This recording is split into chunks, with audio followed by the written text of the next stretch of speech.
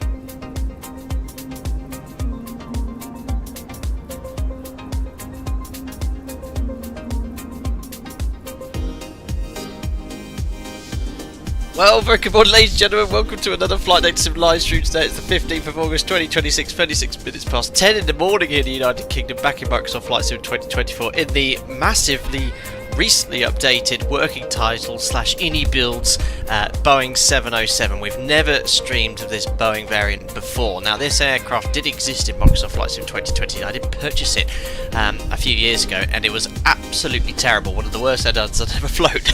The trim travel, I remember, took 2 seconds from full up to full down. However, it's been completely reworked, and for a very reasonable price of $15, you now have a deep simulation with a virtual flight engineer of this iconic aircraft. I have to say, I'm really impressed. Now, I got a free upgrade because I bought the original version.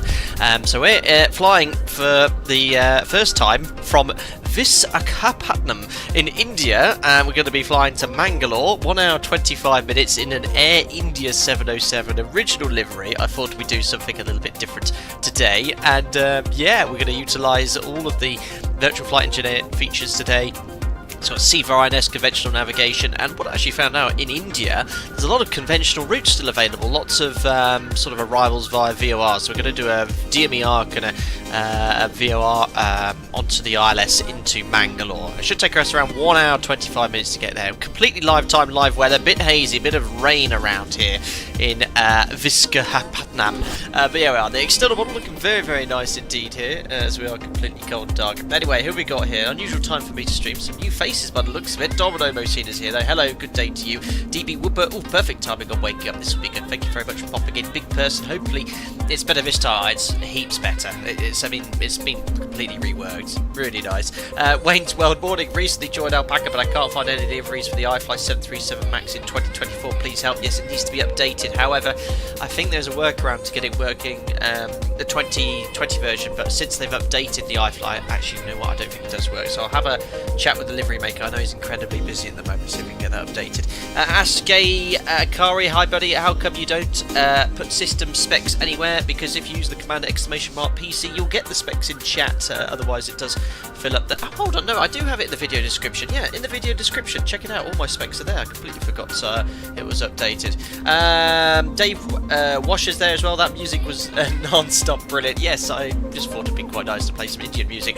I wasn't expecting the man singing. I hadn't actually played it before. That was actually quite hilarious, but there we are. I hope you enjoyed the slight Indian theme to the music. There we are. There's my PC specs in chat. Simbear UK, I hope you're doing well. Thanks a lot for popping in. Yeah, 2 streams within 12 hours. Can't believe the amount of time we've had between the two. But we're going to have a very busy weekend after today, so it won't be a stream for a couple of days afterwards. Anyway, have a look at this external model. Very nice. Downloaded a GSX profile for it as well. I am offline today. I might do a flight on VATSIM once I get up to speed with this aircraft, but I've only completed 1 flight in it so far. But there we are. These are JT8Ds, correct? The same on the 200? Oh no, Pratt & Whitney's anyway. Looking very nice external model. Unfortunately, the default reg is there, November 707 working title. I had G-Jerg from the Commander stream the other day, but yeah, you know what, the external model's quite nice. Love the Air India livery, really nice. Unfortunately, just stock default scenery here, so pretty abysmal, but you know, it has the runway, the ILS is tuned and available, and we're going to fly this version here. Now, this 707 version is a combi variant, so actually the front half is cargo, and the second half or portion is sort of a narrow body 3x3 there setup, so only can carry about 100 odd passengers or so, but a lot more freight at the front. But yeah, with the GSX profile we should see the cargo door load, which reminds me I'll start that up now because it does take some time with this aircraft. So request boarding. There is a GSX profile I had to download from the flightsim.to website for this to work, but oh my goodness, there goes the cargo holder. That's actually quite quick at opening. Wouldn't be quite as quick as that in real life. Anyway, let's jump into the flight deck, and you'll see straight away the tablet on the left hand side, and we have this virtual flight engineer and this companion app with the default Microsoft Flight Sim tablet, and it's absolutely brilliant. You can get the engineer to set up the entire aircraft. You can also do automatic monitoring. Bear with me, I might turn off these features in future streams when I get comfortable, but I'm going to utilise the virtual flight engineer today to set up the aircraft. You have SEVA integration, so you can see your waypoints. You can obviously manipulate the doors, data cards, bug speeds, and other settings you can change around here as well. And just to show you how much effort they've put into this update, have a look at this in the background. I have their manual for the update from working title Microsoft Flight Sim 2024. It is 240 pages and completely free to download on the Microsoft Flight Sim website. The simulation is absolutely incredible and is such detail. It's one of the largest manuals I've ever seen, going into all of the systems, how the electrics work. You've got a UNS FMC for more sort of modern navigating as well, and then you have a sort of amplified procedure and checklist in the background. So huge credit to the dev team for making this. So if you're really wanting to get into a lot of detail with this aircraft, you can. Now, as I said, I'm going to utilise the virtual flight engineer. Hello, Captain. We are ready for pushback. Thank you, sir. And we're going to get on our way as soon as possible. Right. Minimums. Approaching minimums. 4x4, thank you for your continued support as a member. Your support is really appreciated coming from Australia. I hope you're doing well, my friend. Farmermat 82374 months as a member. Morning all, good morning to you. Thank you very much for your Departure check completed. Bypass pin support. inserted. Let's get some electrical power on the aircraft before we utilise the virtual flight engineer. So here is the engineers panel, not too dissimilar to the 747-200, which we are familiar with, but still a lot to learn with this aeroplane. So we'll get the battery on. GPU is now on the bus, so we have electrical power connected to the aircraft. Now, the loading system utilises the default Microsoft Flight Sim loader. Unfortunately, I'm not a big fan of it. However, I've synced in my flight plan from SimBrief. You go to aircraft here, and basically if I bring up my operational flight plan, move the tablet over there so you can see both, I've manipulated it to sort of match the flight plan. So I've put here the seats, so 114 seats and a bit of cargo, and you'll see here the total mass is 105,000 kilos. I did find out how to change it to kilos, which is pretty good, and that matches the flight plan, like 105.8. So the weights are similar. Fuel, I had a look on the en route weather, it seems okay, just rain showers, a bit of murk and mist around, so I'm taking minimum block fuel, 15.5 tons on the flight plan. I've got 15.9 because you could only set it to quick fill and the percentage, so 22% was as close as I could get to minimum block fuel. So I've loaded the aircraft before the stream, it's all set up ready. Anyway, we'll go back to the 707 tablet, so more apps. Boeing 707, flight engineer, and we're going to press the cockpit preparation, and it will start completing 58 steps to get it started. Now, these are things historically I used to do myself, but you can get the engineer to do everything. So press run, and off he goes. Battery switch is set to on. Literally does the entire Landing thing. gear lever. Down. Good afternoon. Emergency. You go outside, you can't hear it, but there we are. Boarding started. We've got the freight going into the combi at the front, and all the passengers are being loaded on at the rear of the aircraft, which is pretty cool. 101 passengers. Morizion says, if you use Navigraph Planet EFB app, you press import route and import weight fuel. No need for the Microsoft Flight Sim stock loading. That's good to know. Do you have to use the Navigraph tool though? Because when I've used the Navigraph charts in the tablet, it brings my sim to a halt. So there's so much lag, so I've sort of stopped using it. But I don't mind manipulating the default controls. Anyway, starting the APU, and it shows you the steps as well. APU generator is on. There you go, APU on, generator on the bus, and here you go, the APU's started. You can see the exhaust, look, it's blasts onto the apron. Pretty dangerous there. My goodness, 50 5 gifted members coming in. From Torin 4x4, thank you very much for your generosity, sir, most kind. We've got Peter G, Grammys, Mark Burgess, old member there, James and Wayne's World, all here. Thank you very much for your support, most kind sir. Sorry, I meant Simbrief app. Yeah, I might look into getting the Simbrief app imported then. That will help there. Anyway, I don't know why I didn't use the air bridge, probably because it's default scenery, but if we just jump back into the cockpit and have a listen. Still doing those steps though. Tested and off. Engine bleed air switch. Amazing. Wing isolation valves. Open. Crew oxygen. 100% Diluter level. Cockpit preparation checklist. There you go. Completed. So if I was to do all those steps myself, it would take me 20 minutes. So it's a huge help. The virtual flight engineer can do other things, as mentioned, manage the pressurization, the electrical load generator, because you have this system which I never understood in the 727 or the classic 200, where you've got to adjust the frequencies to keep it within line, the synchronization. I have no clue how that system works, but there we are. So that's done. There is a certain amount of stuff we do have to do ourselves. So let's bring up the Navigraph charts again so you can see sort of where we are. So here we are in India, in Visakhapatnam, and we're going to be flying from east to west, right over the top. If I bring the world map on, very cool route actually. There's some iconic cities. This here, Bengaluru, and I've actually noticed on the map here, I thought it was Mangalore, but it's changed to Mangaluru. I don't know if that was recent. I've heard of Mangalore before, but that's where we're going. I chose this because this airport's really cool. It sort of has a plateau with a massive drop-off, but yeah, it's going to be really fun to do this sector today. Perfect. Can the flight engineer do a massage? Lukey Game's definitely worth the price. Yeah, $15 for this, guys. It's incredible for what you're paying. Anyway, there's no SIDs here at all. So the weather, let's have a little quick look. It's 33 degrees, 23, so high dew point is going to be quite muggy. QNH is preset 1001. And there is tempo rain around as well. 6,000 meters visibility, so it is a bit hazy. And I have to say the sim's done a good job in replicating those sort of conditions outside. So that's the weather. There's no SID, so we're going to have to start the engines and backtrack the entirety of this runway and then do a 180 turn. But if you have a look on an approach chart here, you've got to be quite aware there's high MSA on our departure path, 6,400 feet. So what I'm going to do is take off 1,000 feet. I'm going to make an immediate left turn to heading 200 degrees. I'll go back to my IFR chart, and on that heading we'll intercept this airway, which is based off the Visakhapatnam VOR 114.0, and we'll intercept the 247 radial to capture this airway to Radhandri, and then it's all conventional navigation, all existing VORs and airways to get to Mangalore, which is pretty cool. So let's just tune the first VOR 114.0, which is active actually. I did that on my test sector. Oh my gosh, what on earth have I just moved? I'll put that back down. I don't even know what that is, but it's moving. Oh gosh, I've not broken it. Right, and the course, as I said, I want to intercept is 247. So here's the HSI.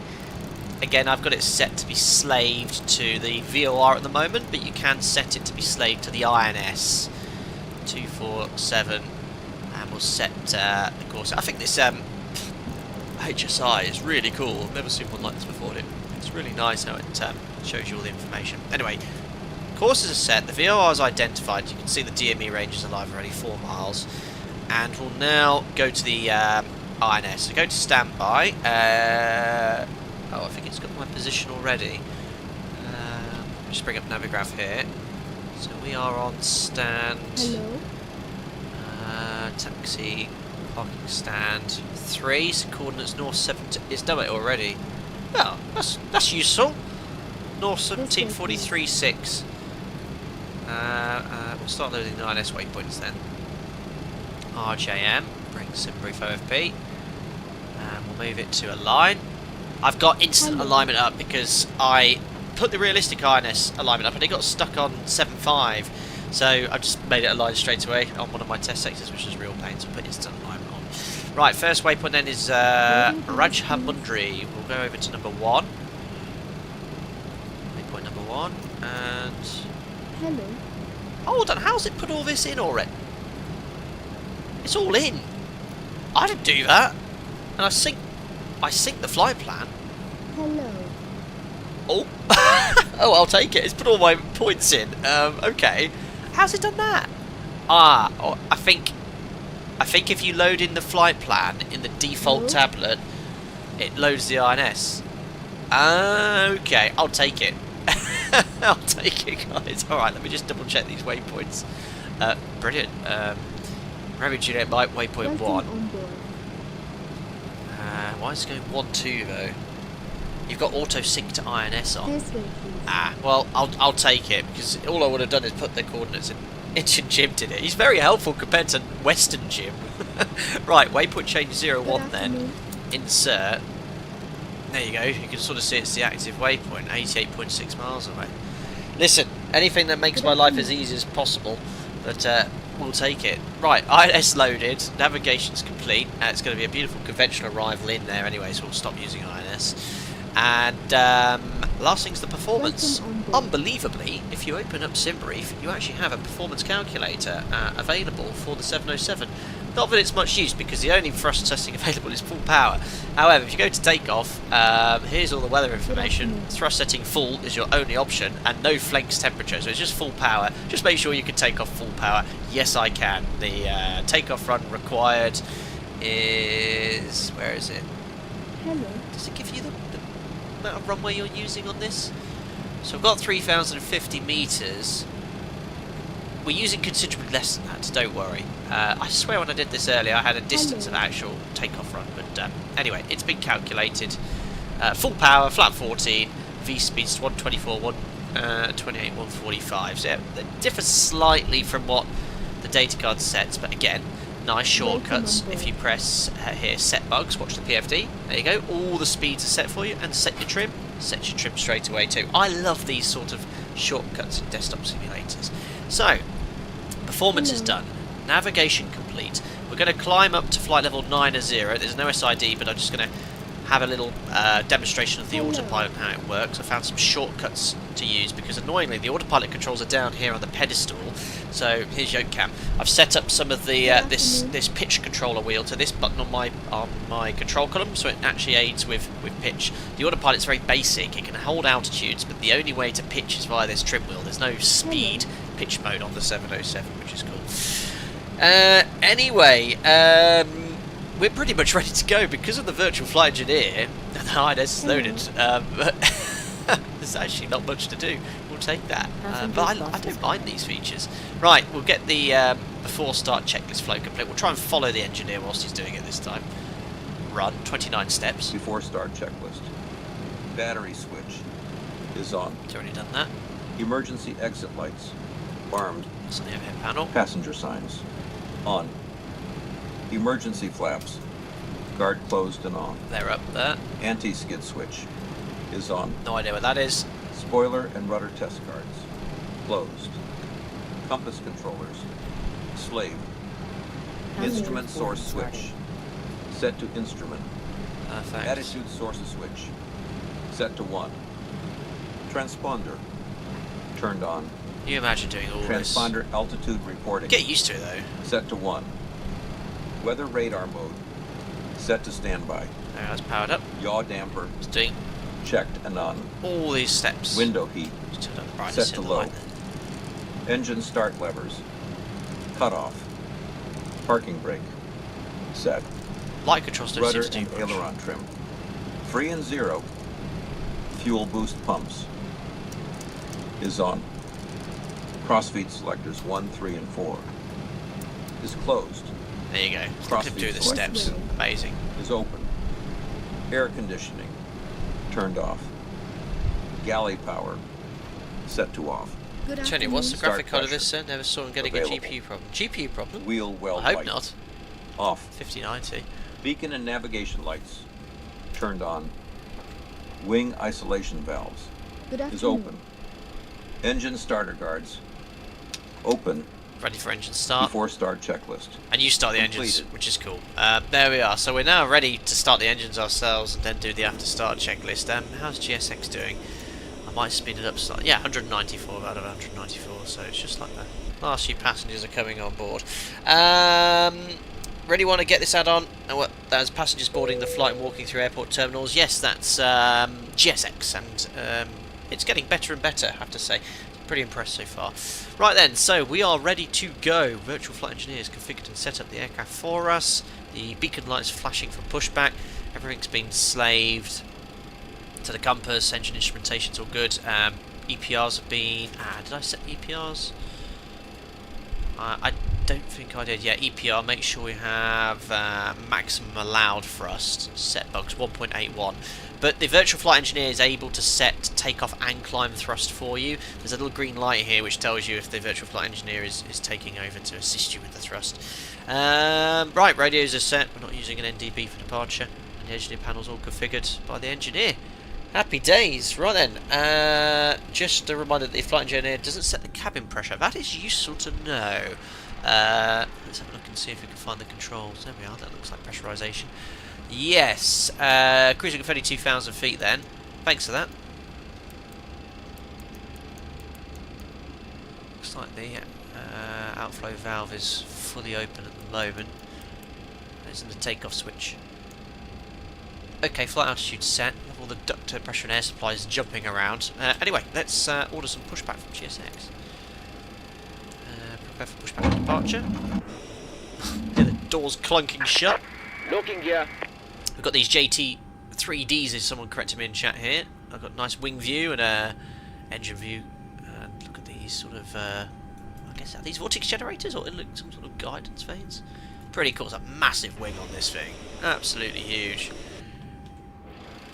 There we are. But yeah, guys, incredible work so far. I mean, anyone that tried the original one would know how, frankly, terrible it was. This is a complete work of art in comparison. The only thing I'm a bit dubious about, as you'll see on takeoff, is the climb performance with full power. It's about 6,000 feet per minute accelerating, which, I don't know, maybe it was very powerful. Anyway, I'm just going to do a quick edit pushback on the map. Nice and simple, straight push, and save route. There we go. Release parking brakes. Perfect. So, parking brake is now released on schedule. Commencing push. All engines clear. Start at will. Excellent. Pushback. Oh my gosh. Ooh, and I've scraped the paintwork off one of the JT3Ds. Oh, what is going on, GSX? You said you were ready. This Indian pushback crew is unaware of the ground equipment. Right then, engine start sequence. So don't forget, you've got this absolutely huge manual to go through the guidance. If I go all the way down near the bottom to page close to 240, you've got the amplified procedures, which I'm going to follow for the engine start. So yeah, it's a really impressive add-on there. That's the normal, the amplified, cockpit prep, engine start procedure. So the sequence is 3, 4, 2, 1. Let's now start engine number 3. Onto the overhead panel we go. Go to ground start, hold it down. Engine start valve open. It's on its way. So you've got 2 starts, you've got start and then idle once the engine's stabilised. Just get my volume control because this aircraft's very loud. 15% N2, lever to start. So you have to move it to start yourself. Don't forget, these lines are not the engine. Set parking brakes. They're inlet guide vanes. You can see the engine spinning behind them, but the inlet guide vanes are stationary. Okay, parking brake. Starter release. Unlocking gear. Set.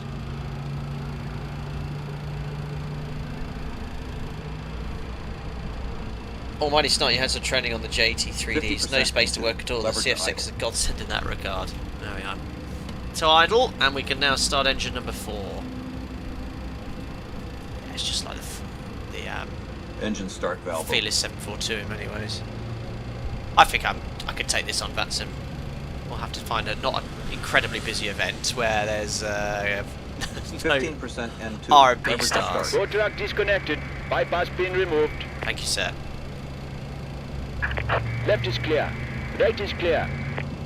So cool.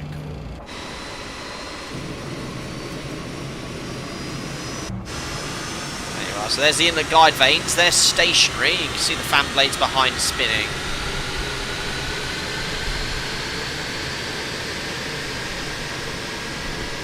Awesome.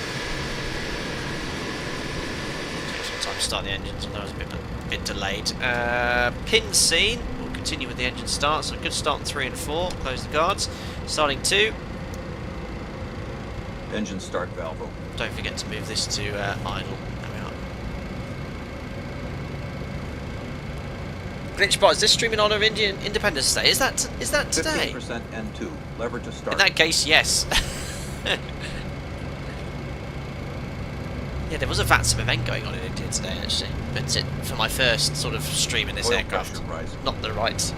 wouldn't be right to take this on to VATSIM. Starter release. Very cool. Oh well, anyone from India in chat, enjoy your Independence Day. 50% N2. Lever to idle.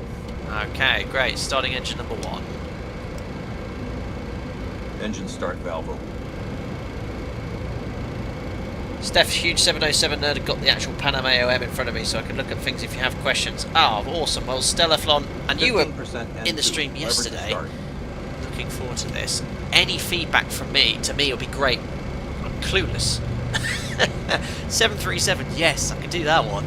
Oil pressure But rising. it's, you can see how this aircraft, I mean, it looks like a 7.3. Starter The window, the glare shield, I mean, you can see where the birth of all the other future Boeing aircraft were in that relation. I mean, it is the same shared sort of cockpit fuselage as the 7.3. I love the sort of tube here on the vertical stabilizer. So cool. What it does, I'm not sure. I'd love to know. Right. 4 good engine starts, guys. Close the guards, and we can now get the engineer to do the after start checklist. After start checklist. Engine start switches. Off and guarded. Engine start levers. Set to idle. Very cool. APU bleed valve. Closed. Hi, Engine sorry, Clyde. I generator. hope you're doing well. India's a huge population, over 1 billion, isn't it? Checked and on. Essential power selector. Set to 3. So here, Engine 2, 3, and 4 turbo compressors. turbo compressors. Started and checked. See, I just wouldn't know. Galley power. On. Two Fuel wee boost steps. pumps. On. It's amazing they give us this. AC auxiliary pump 2 is set to on. Hydraulic pumps. Checked and on. Amazing. Interconnect valve. Off. Air conditioning. On. APU master switch. Set to off. Doors. Verify closed. Hopefully. After start checklist. Amazing. Completed. Next for the taxi checklist, which we can do while sort of taxiing. So what I'll do is, oh no, it does even the light story, so we'll run the taxi checklist. And just release the Taxi brakes, off we go. Brakes released, don't need Taxi thrust to lights. taxi. Set and on. Essential power selector. There we go. Set to 3. Probe heat. Set and on. Amazing. Transponder. On. Speed brake lever. Awesome. Awesome livery as well. Taxi checklist. Completed. Amazing. Next, the before takeoff checklist. So just to show you where we're taxiing, we are offline today. Charts. So we're going to enter backtrack via November 3 runway 28 and take off to the west. But by 1,000 feet, we must make an immediate turn because there is terrain in that direction, and we're going to be in IMC. It's 8,000 meters and rain showers. Everyone's asking. Oh, everyone's going to ask me to do a barrel roll. Maybe. Barrel roll, I've never been able to manage. It requires a lot of skill. An aileron roll I could do. It's pretty simple, but a barrel roll doing that shape, I wouldn't know what inputs to make. Maybe for a short.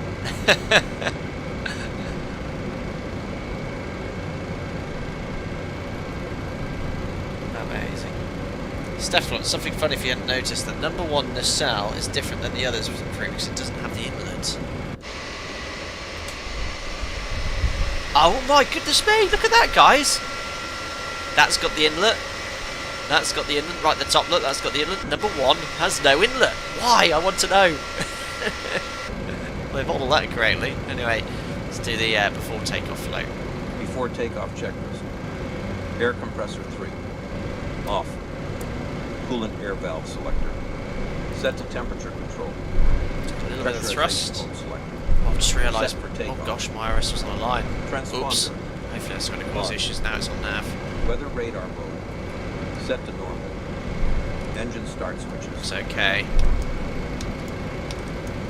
Set to flight Getting information anyway. Ground speed was start. taxi. Strobe lights. On. A bit of thrust now. Landing lights.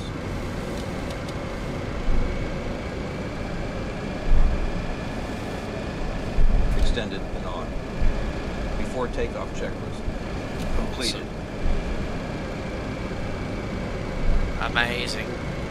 So here we are, backtracking on the runway as a reminder. Do a before takeoff checklist ourselves. So config. We'll trust the virtual flight engineer's done everything. Flaps. We've got 14. I don't think there's any green lights. Oh no, there we are. Sorry, right in front of me. These are the leading edge green lights. Stab trim set.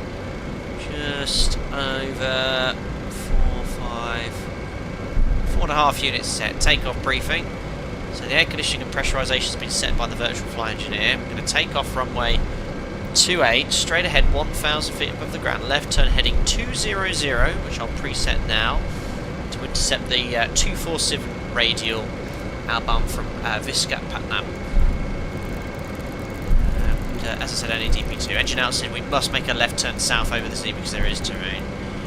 Reviews and we'll imagine the cabin is secure. Checks complete. 31 knots ground speed. There's a weather radar as well. Seems to be working, which is pretty cool.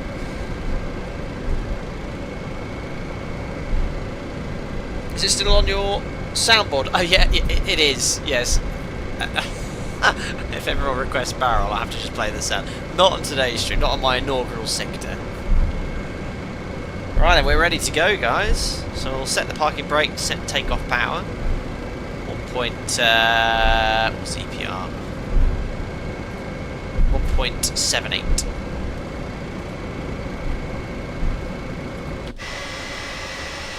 Awesome. There you go, you can see the flaps there. Yeah, our landing flap 50. Bonkers.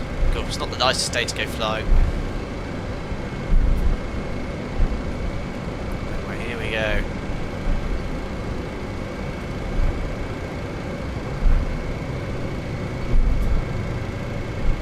The yellow line onto the turn pad.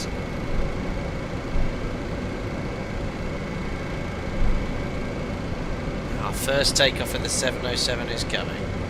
Very similar to the 727, yeah, and the 747 Classic.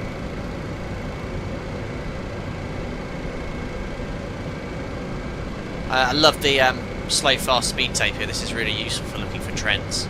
But you'll see the only thing I've really found out is that climb performance is absolutely bonkers. I mean, my test settings anyway. You'll see it shortly.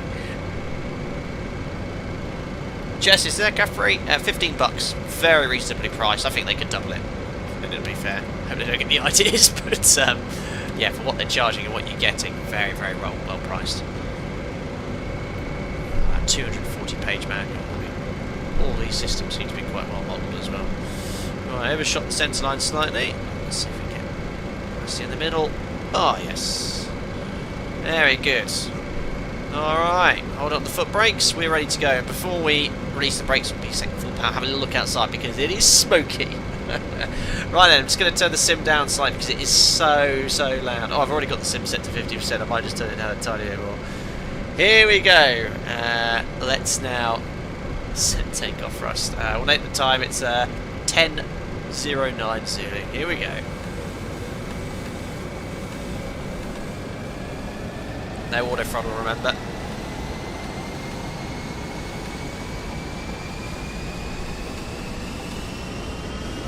Setting takeoff. VFE's taken over. There's the green dot. Wait.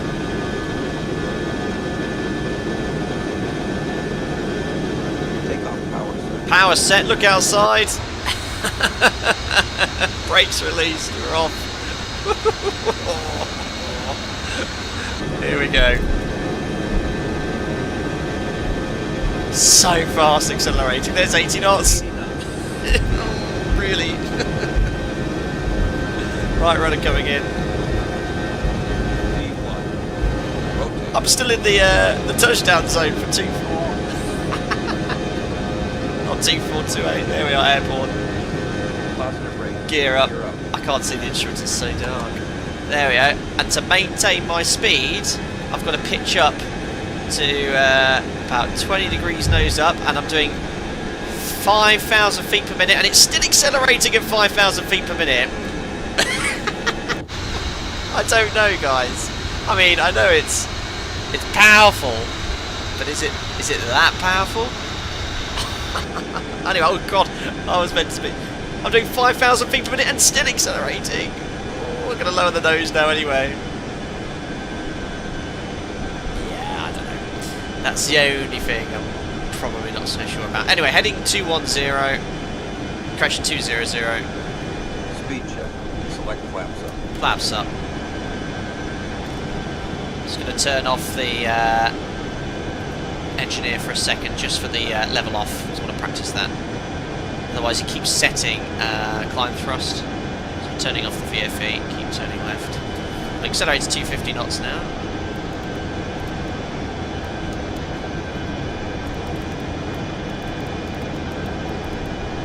There's heading 200. Alright, trimming nose down. There's the speed, so I'm going to start pitching it now to maintain 250. It does feel very heavy though. This thing, yeah, takeoff weight today was 105 tons, and we were climbing at 5,500, 6,000 feet per minute and accelerating. I mean, look at that. It's still accelerating even at 3,500 feet per minute. It could well be that this is the performance. Anyway, altimeter.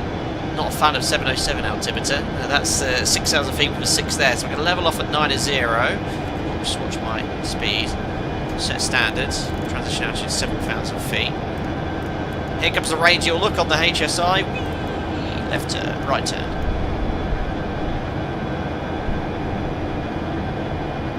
Watch my bank angle. 25 degrees. Pitch up a bit more. I'm going to have to take a bit of thrust off here just to maintain the speed. But it's old school flying, really satisfying, guys. 1,000 to go. 1 to go, so let's just lower that nose. We want to be doing 1,000 feet per minute now, not 5. Turning right to get back on the radial. We'll level off at flight level 90. Flies nice, it flies like a big, fat, heavy plane. There's 90. Lower the nose gently. Go. Alrighty. Taking a bit more thrust off to maintain 250 knots. Gone very quiet now, those engines have spooled down. Just a little bit too fast. So I'll intercept the radial manually. Here it is. Yeah, this is so satisfying to hand fly. Yeah, brilliant work. I can't wait to do more streams of these guys, seriously. It's awesome. I love the virtual flight engineer. I'm not being lazy, but I can now concentrate on what we're all here for, fly the aeroplane. Alright, 9 0. Very low thrust here to maintain about 250 knots. Speed's coming in. There's flight level 90. HSI is almost maybe a little bit more right. To get that lined up. Nose goes up in the turn, interesting. Cool. If I bring up Navigraph quickly on there, you should be able to see where we are.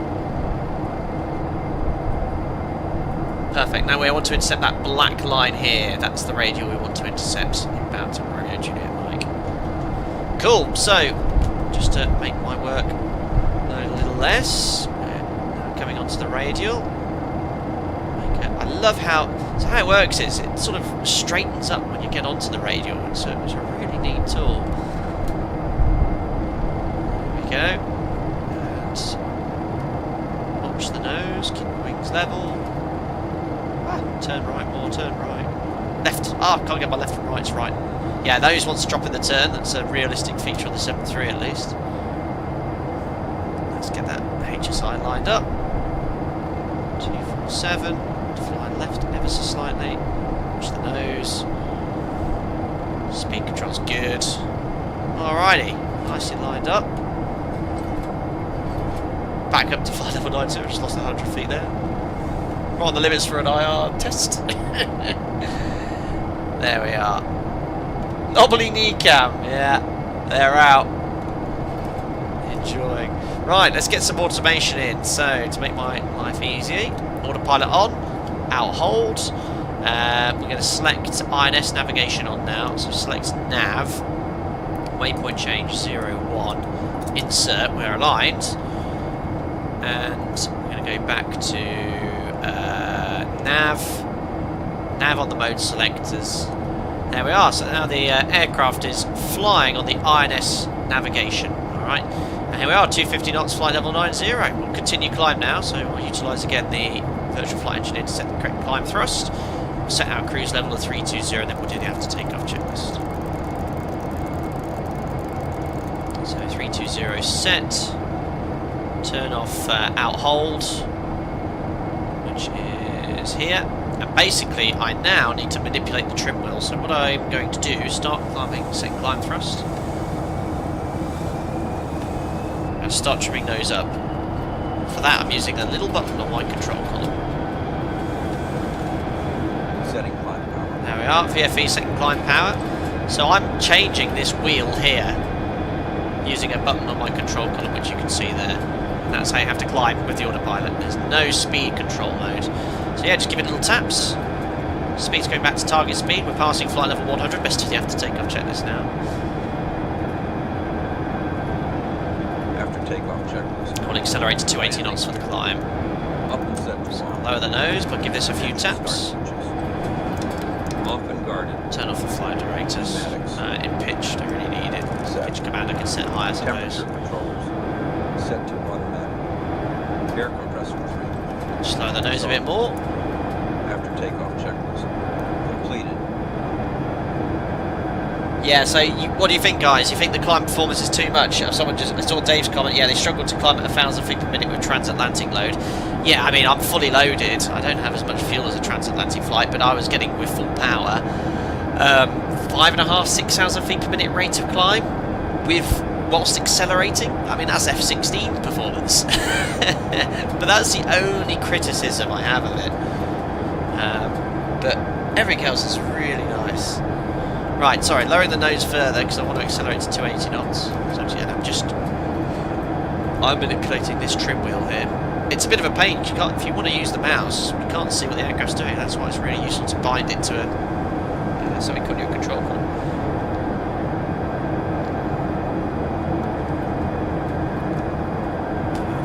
Oh yes, 42 Merv. According to Wikipedia, the #1 engine missing an intake is accurate. Absolutely. No, I don't think anyone in chat was doubting it.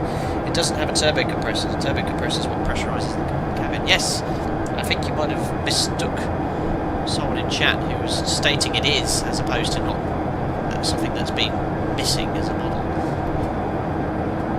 Thomas, way too much performance. Should be close to 3.5 of those engines. Yeah, I know we're a bit lighter, but fair enough. Right, trimming nose up slightly then, just to maintain our target speed around 280 knots. After takeoff checklist complete.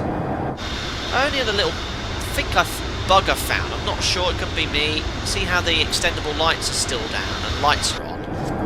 If I move them to retractable, is it that position? No, they're still extended. If you move it to from retract to landing, there you go, when it goes into the landing position, it stows them. then do you move it to this one? Ah, no, actually, I think it is. How do you turn them off, though? I think it's this. How it works, not sure. Extend. Move it to extend, do they extend? Yeah, okay, I think it's me. Just hold it and retract. Just don't know how to turn them off. Guys, only 76 months, remember. Thank you very much. Happy to see old birds again. Oh, I know you're a big fan on this channel of these sort of aircraft. Thank you very much for your continued support, sir. Hope you're doing well, and hope you enjoy the stream. Richard, there's a DC-8 that still flies about and gets 700 feet per minute climb rate on average on short flights. 7,000, I guess you. It might be the performance then. I would love to have someone who has experienced the aircraft that says, actually, you know what, Sam, this gross weight with full power, you will do 6,000 feet per minute and still accelerate. Just seems quite excessive. But again, happy to be corrected on that one. Right, so VFE set climb thrust. It's giving us an EPR around 1.73, 1.74. Again, with that fixed climb thrust, I'm just manipulating the pitch trim wheel to maintain a target speed of 280 knots indicated. So again, just a little tap to trim those down. Mach number will increase as we climb at a fixed indicated airspeed.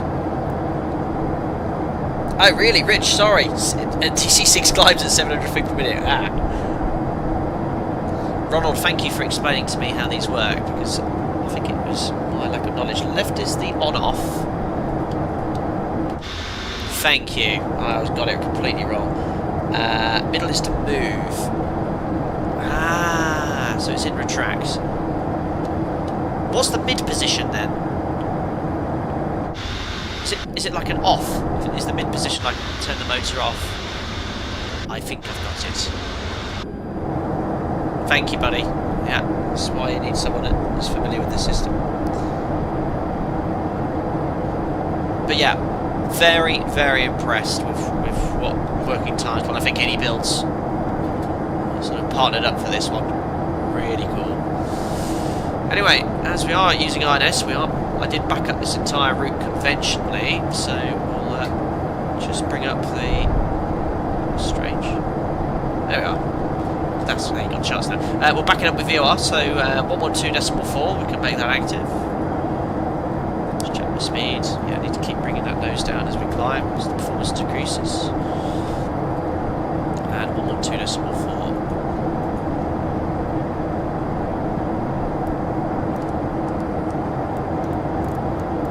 How's the volume, guys? Because I've got the sim set to like 40% out of 100.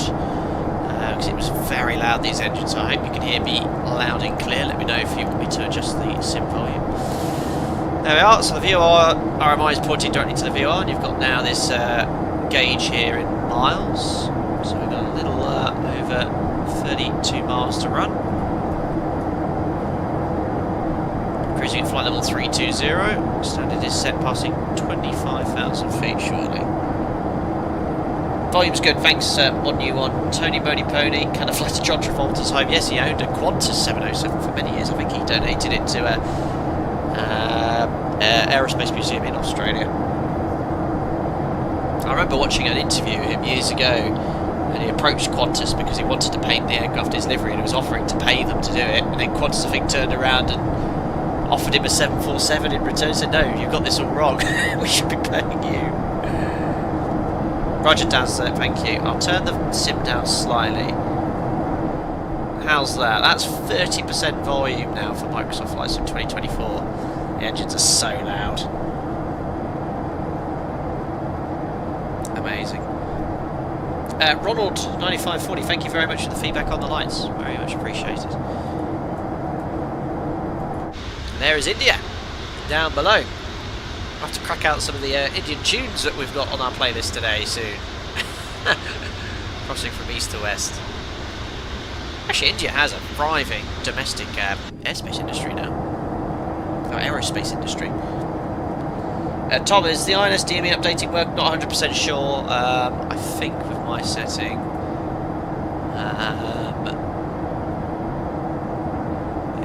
It doesn't look like there's anything available here, but as I mentioned, guys, if you are interested to find out about the aircraft, head over to Microsoft Flight Simulator's main website. All of the manuals for all of their local legends are there. As I said, this is a 240-page manual with amplified procedures, all the systems, how it all works. There you go. That's talking about the...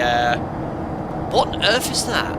Rate correction charts for the directional gyro. Well, there you go. If that's modelled, knock yourself out. I'm not going to touch it. Very impressive.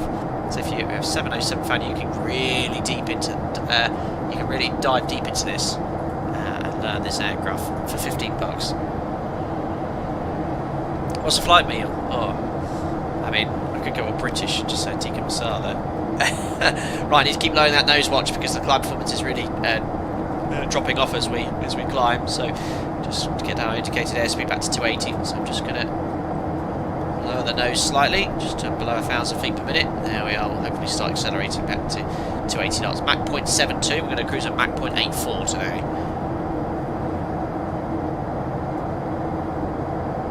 Oh, Stephalight's being restored to be in a flyable condition in Australia. They're very cool. So we'll never see a working weather radar. I think this does show up somewhere there. I mean, it's not the best, but I did see something paint earlier. There we are, back on target speed. The HSI can also be slave to the INS in the settings, which is what I've done. You can otherwise leave it so it's a little bit more conventional and that it only gives you guidance off of VOR, but I quite like it being slave to the INS. And does it actually have working tilt?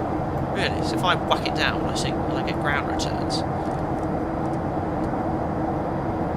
Fortunately, because where the thrust seems like it's quite hard to...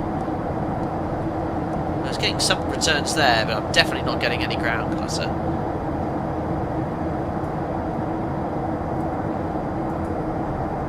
That is an old weather radar system. Yeah, I'm not sure. Alright, passing 30,000 feet. Not long to go. Flight level 320 as we pass over our first waypoint. Do some fuel checks shortly.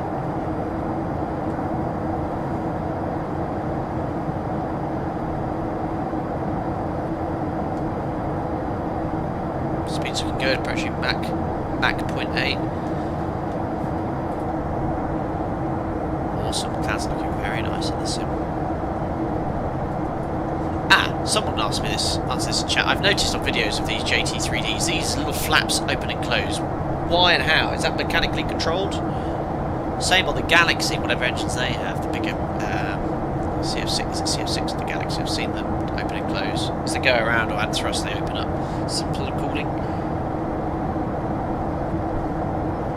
Very cool though. First time, guys, in the old 7.0. Great performance as well. Order noted. Francesco, ciao. About to finish ATPL, 3 exams left, then I'll take CPL and MCC. Any suggestions on how to prepare myself for the airline interview and in general my suggestions? Any suggestions that might be useful? Bear in mind, it's been a long time since I've had my airline interview. I'd highly recommend... Hold on, let me just make sure levels off here. It does have out capture, I think. Yeah, just learn the airline or whichever interview that you're having it at. That's going to be very helpful. As much work experience as possible. Really appreciate getting any job really. McDonald's, supermarket, anything like that. It's all very, very useful. If you are of a young age, that is. But yeah, best of luck. There we are. Flight level 320 has an out capture function. So now VFE is disabled. I'm just going to keep the thrust as it is. Let it accelerate. I think to around 8.4. Which we're coming up to now. It's probably about there on the indicated airspeed. So I'm going to start reducing thrust now. No auto throttle. PR's dropping. We're just going to try and keep that circle on the middle line, which is Mach 0.84. So we've just reduced thrust slightly. I don't have any thrust settings. Let's just update the flight director to altitude hold. There we go. Seems to be slowly accelerating, so actually, you know what? I think I might have just nailed it first time. There we are. Let's just go to distance time. So 5 minutes to the next waypoint, waypoint number 2. That is the Bravo Bravo Zulu VOR 1162.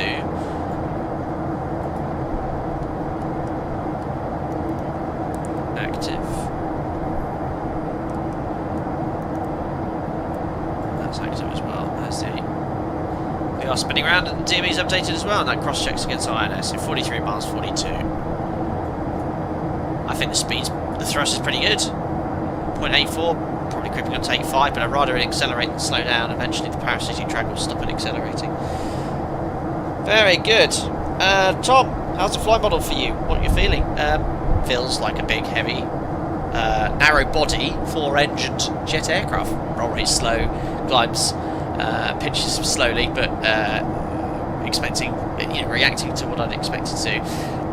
It's just that performance with those engines. I mean, you saw it, guys, full power, rotate, and we are up at 5,000-6,000 feet per minute and accelerating. I'm just not convinced that's sufficient, but everything else is an absolute work of art. They've done an incredible job, and for the price point, I can't believe it. Very, very nice. There we go, so we'll do a fuel check. Top of descent will probably be in about 45 minutes time. Unfortunately, it looks like the overlay is not working because it didn't recognise Visakhapatnam, where we've departed, as an airport. So the overlay doesn't really know sort of where to start and where to go. So actually, you know what, I'll turn it off for today's stream. Oh no, that's my Crew West shortcut. There we go. Yoke cameras. Let's just turn it all off.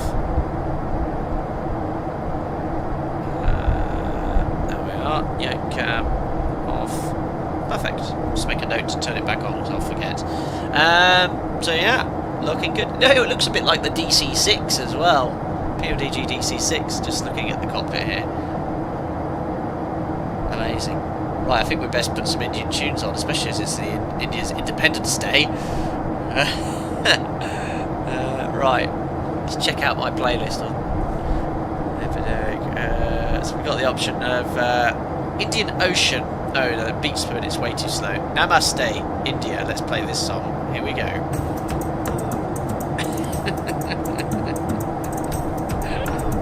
I like the intro song. That was particularly good.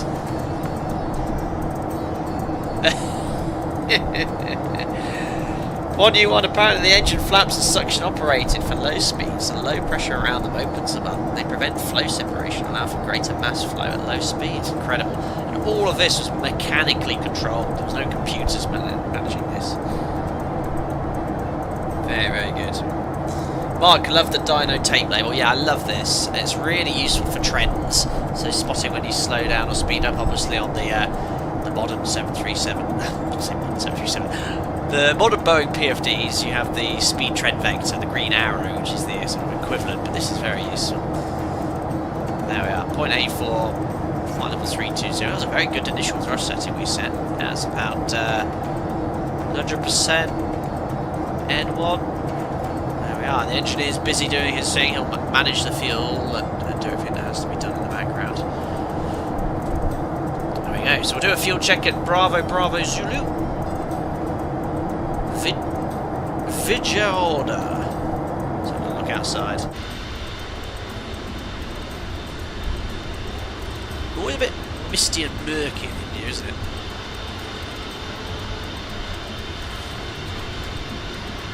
Awesome. BPAC says, where's the nav INS switch? It's down here. There you go. Lock nav for INS, for lock for block. Nav. It's equivalent as the nav GPS switch.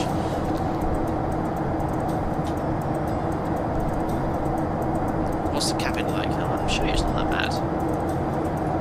Is that it's got a window on it? I never noticed that. Or is that a pressurisation blowout panel that's gone out? So it's got a little sort of galley here, and then obviously we've got all the bags here. I haven't actually looked in here. Modelled toilets. Is it working? No. Modelled toilet though. Very good. With no mirror. Double close. Just make sure we can get back in. Here's the so there's this combi, there's the cargo. Oh, we've got two ELDs. Then you've got a little door here to get into the passenger cabin, which we can't actually open. There you go. Not much leg space for the passenger. Oh, that's closed. Yeah, it's got a nice little cabin here. Very tastefully decorated. That's good.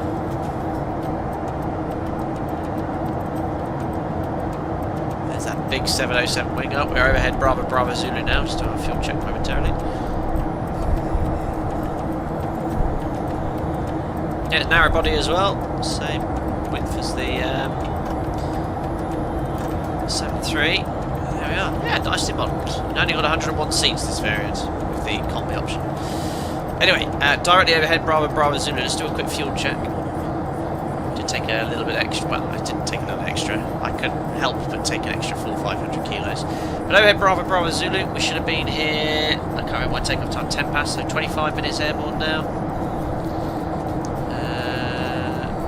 23, so on time. We should have 11.7 tons of fuel.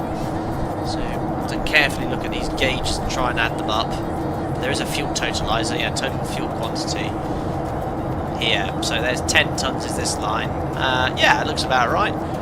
Fuel used 3836. So I think these are in pounds. So yeah, fuel consumed in pounds per hour. Unfortunately, that's right. We'll just it's about 2,000 each. So we burn 8,000 pounds of fuel divided by 2.2.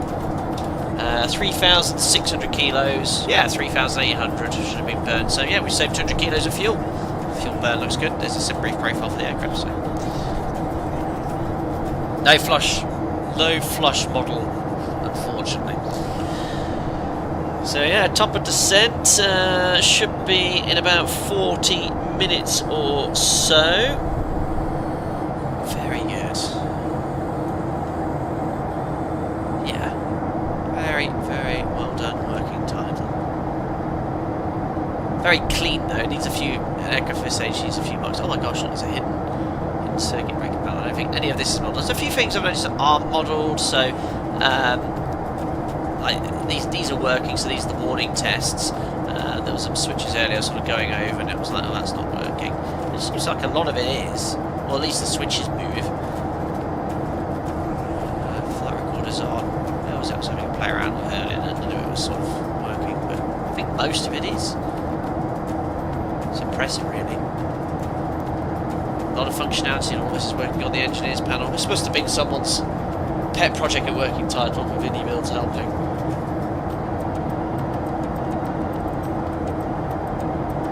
Subclimb, I hope they can update it so it reads kilos. Well, I noticed that this is now in kilos. That's if you change it in the tablet.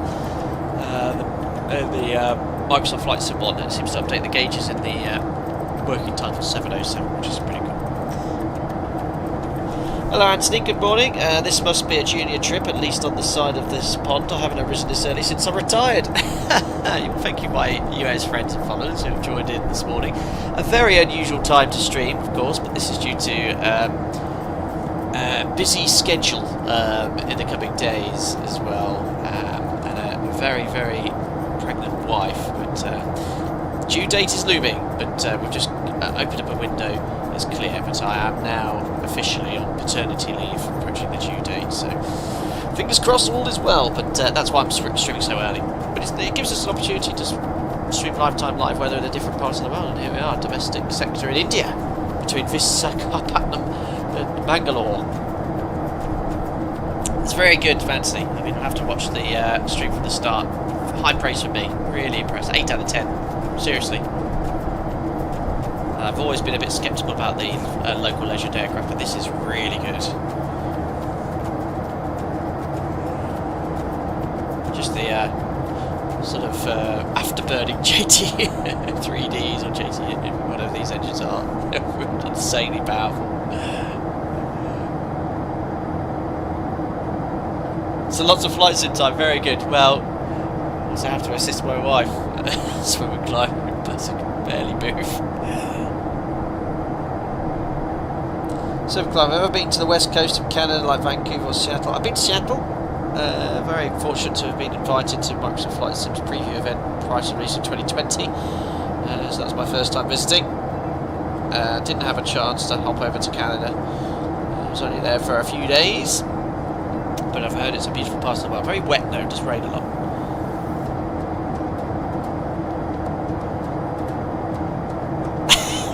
That's cheeky. How do you mean like the 7.0? Yeah, I love it. I did go on a divergence though, talking about my pregnant wife, but yeah, the 707 is very good. It seems to be slowly accelerating with that thrust though, about Mach 0.845, nearly 85, but we'll leave it. We'll just bug the new speed. There we are. So it's about 310 knots indicated at 32,000 feet, it's Mach 0.84. Sounds about right.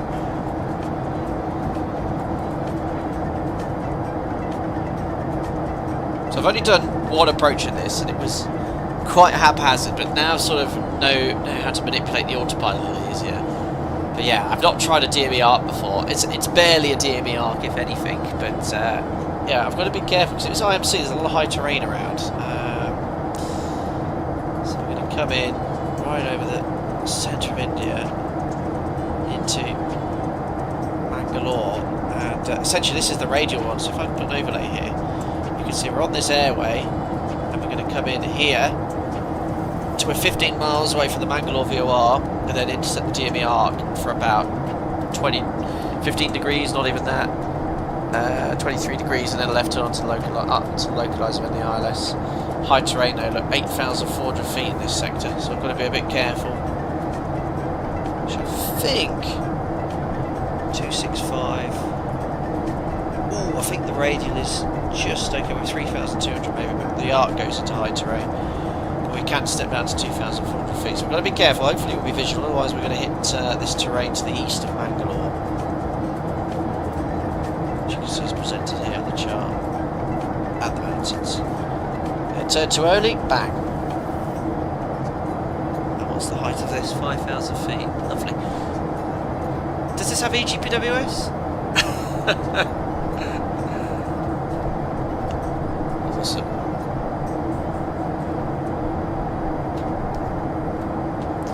I hope Nimbus can complete the 707 for X-Plane. Yes, they're making one as well. We'll of course test that. There's the east coast of India.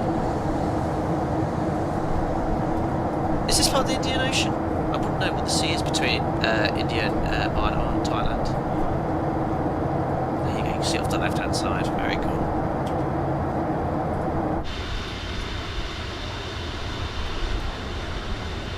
Sparsely populated here, but yeah, population of 1.2 billion, someone said in chat earlier.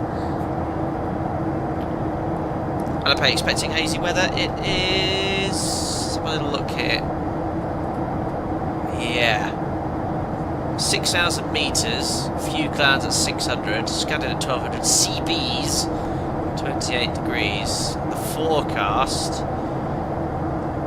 today, 5,000 meters in rain, mist, few at 500. So fine for Cat 1, but not fine enough to look outside and hit a mountain. Tom, I use stock weather in X-Plane. Box of Flight Simulator. Jen says if you could pick any, what would be your favourite Boeing to fly rifle? Would you prefer the 737 or another Boeing aircraft? I mean, from just an aircraft perspective, I'd love to have a go fly a wide-body Boeing jet just for the week, but for the work-life balance that our operator provides, which I'm very satisfied with, rather fly the 737 for the rest of my career. There we go. Gosh, I must start with the Indian music again. No, that's my intro music. No.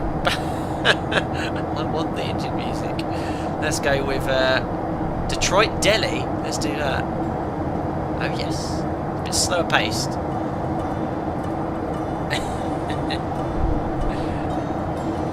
Well, thanks for the people who tuned in this morning. Very unusual time to stream. And here we are in the Astra 707.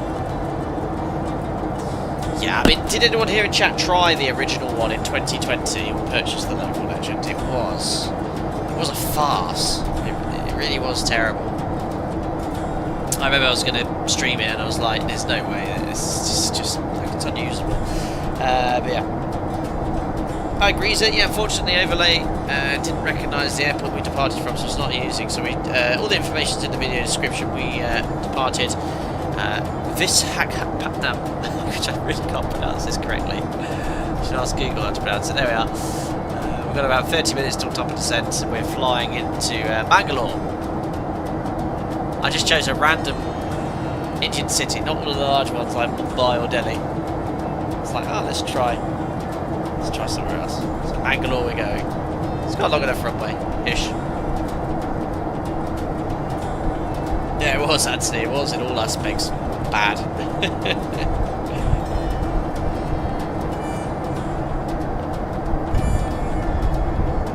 Ruben, good morning or afternoon, everyone. How's the stream going? I see we made it to cruise level at least. You have little faith. We're all good. We've had a very successful flight. We're INSing to Gamgu as we speak. Oh, I love the INS sync feature. I'm going to use that again.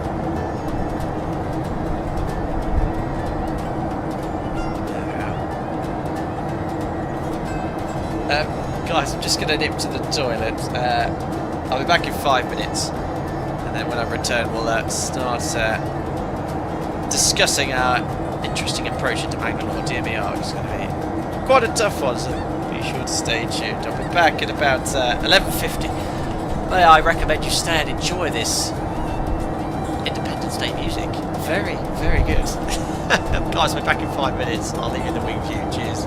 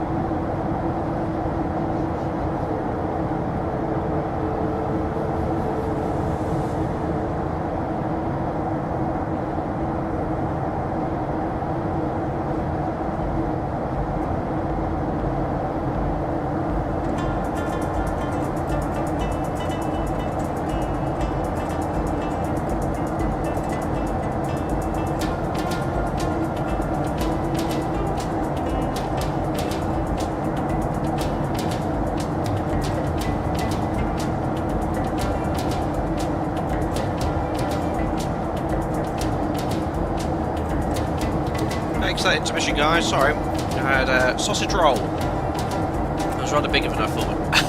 So it took a bit longer to consume. Anyway, let's turn that old Indian music down. Here we are. So nicely settled in the cruise. Flight level 320. Cruising at Mach point 84, 85. Progressing nicely. We've just passed the Kagmu waypoint. The airways, then Dagny and Nero. We can tune up the Bengaluru VOR. Let's go right over Mangalore International. There's so many large airports here in India. None of them I've never been to virtually, but anyway, that VOR is frequency 116.8. We can tune it up now. 116. Oops, that's the volume for the ident. 8. VOR's active. INS is showing us. We've got some waypoints in between, but for the VOR, 90 miles to run. Once there, we'll make a right turn to head westbound, and then next will be a straight line all the way to Mangalore. Our descent today worked out 3 times height plus 10 miles to slow down at the DME Larks, but 106 miles from the VOR. So when we're about 40 miles from Bengaluru, there's 100 miles to top of descent. So yeah, we're 150 miles to go roughly. Perfect. Dominic, you were meant to eat a barrel, not a sausage roll. Brilliant. Oh, it's eat a barrel. You were meant to do a barrel. Brilliant. Greg, so here that's the British sausage roll standard. No, it was an M&S posh sausage roll. From yesterday, actually, and half yesterday, half today. I've got spaghetti bolognese for lunch today. Wayne, sorry, when I go to the list of the list of aircraft in New Sky, I can't find the 737 MAX. Should be there, Wayne's World. I mean, I'm not using it today because we're flying Air India, but let me bring up New Sky. Go for it together, make sure you're happy. Open up New Sky, go to book flight, free flight passengers, Bagger Airways, just make something up here, 9, I don't know, where are we going from today? I mean, actually, no, it does have the airport there. I don't think we have a 707, so I'm surprised if we do. No, but we can add one to the fleet anyway. Yeah, so type in, there you go, MAX. B38 bikes, the aircraft code, G-Maxi, that's our MAX, so should be able to select it, no problem at all.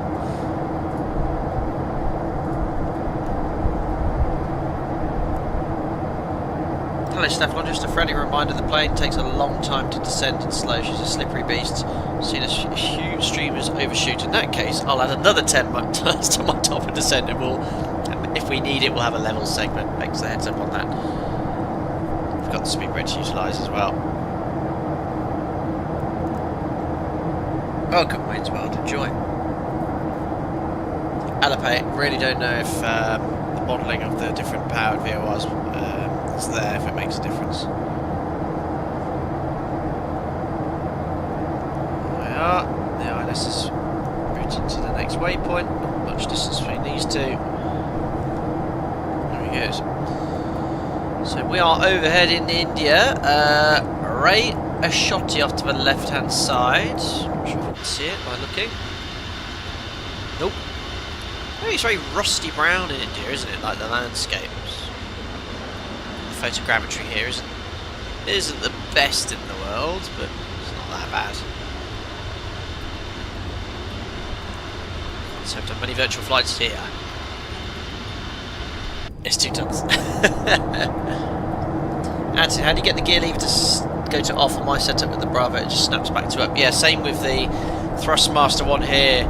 So I press G with these sort of aircraft and put it off manually, or in this case the virtual flight engineer put it into off for me. But then to lower the gear I will cycle it down.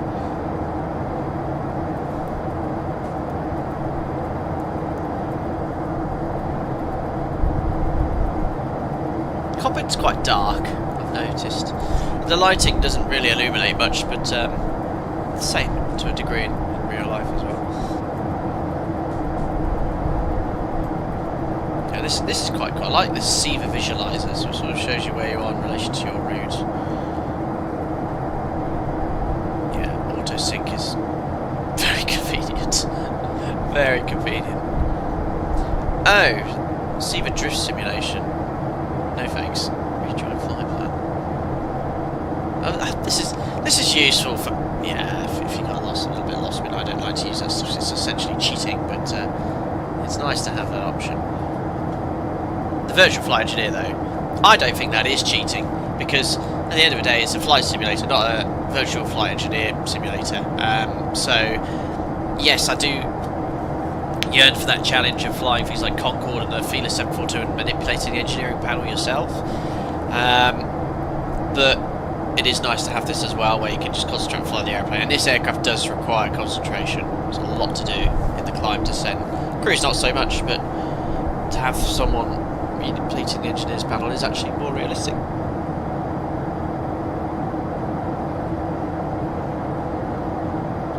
Sky Pilot, I think I've tried that suggestion before. It didn't work properly, but it might have changed or something. They're not, the lever isn't very accommodating for aircraft that have the obviously the off option, but if that works, then I might give it a try. Actually, what, Stella Flaw, I think you're right. You actually are right. Having a virtual flight engineer would make it more realistic. Maybe I should rephrase it and say it makes it easier having it, but you're quite right, actually, yes. Having a VFE does make it more realistic. Actually, hard to believe that when you go to work, you're sitting in essentially the same cockpit as this, at least dimensionally. A pilot should spend his entire working life in the same enclosure. Yeah, and I was commenting at the start of the stream, it looks like I'm sat in a 737, really.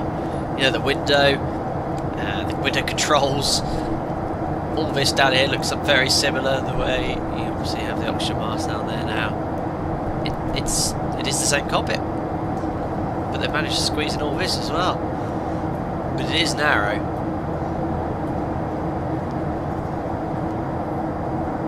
Very impressive.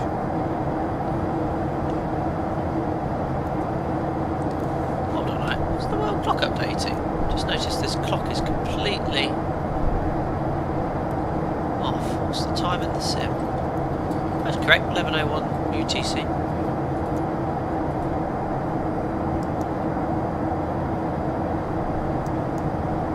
Wind it.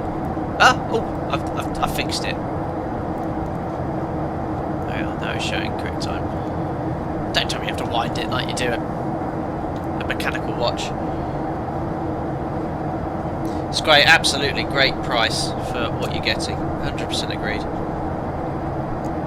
Hello Malaysian Aviator, it's been some time since I joined the stream, been busy flying the Diamond in real life for 2 months. Just want to say thank you for fueling my journey to be a pilot in real life. Amazing, well, good luck with the rest of your career, sir. Thanks for popping in. Been in and out of streams for a very long time. Now imagine a 737 with a flight engineer. Won't have much to do, told her, seen it.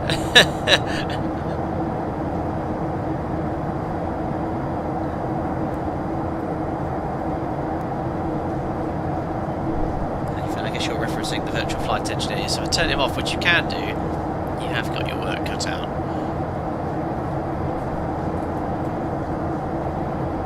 Not long till descent now, guys.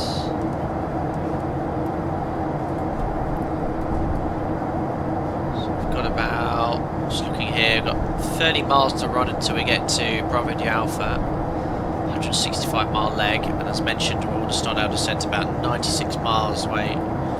Crescent, 110 miles. Going to take 10 miles to slow down, and another 5 miles of good luck. So 105 miles on the VOR here. So when the distance is going to be 105 minus 65, so 60 miles along this leg plus this. So yeah, descent's only about 90 miles away. Okay, do one more fuel check at Bravo India Alpha. We'll be there in 3 minutes. So minimum block fuel today. I think the fuel burn's matching sim brief quite nicely. Speed's going about 0.85 now. That's cool.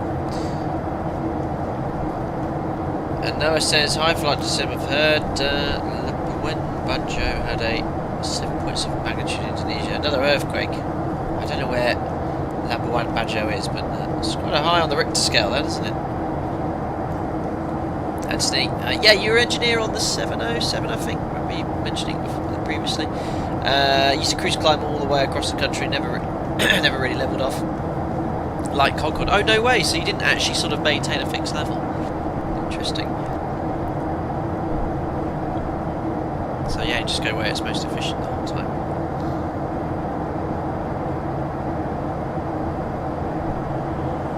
Oh, no way, Ethan, sorry, so you actually have to wind that clock? No way.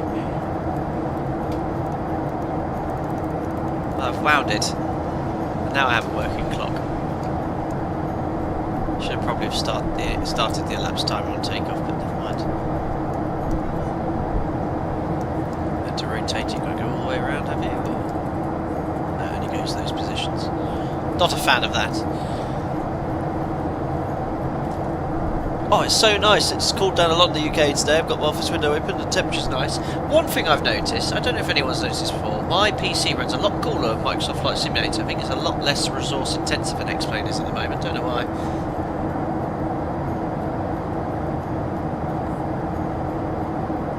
Anthony, MCP all the way, and no TIF 50, not speed limit down low either. That is why some of the early autopilots had a Mac hold feature, no way. No way. The developer said the clock is manual wind that will last for 8 days and safe for the sim state, so don't forget. Oh, that's cool. Well, thankfully, as soon as I winded it, faithfully updated to the correct time immediately. Anyway, very large city coming up on the nose. Bengaluru. Huge city in the middle of India. Let's have a little look outside, see what you can see. Coming up on the nose, yes, you can see some built up area there, and there's the turn, so we can do our fuel check. I think the textures here could be a little bit better in time. There's the international airport, 2 runways.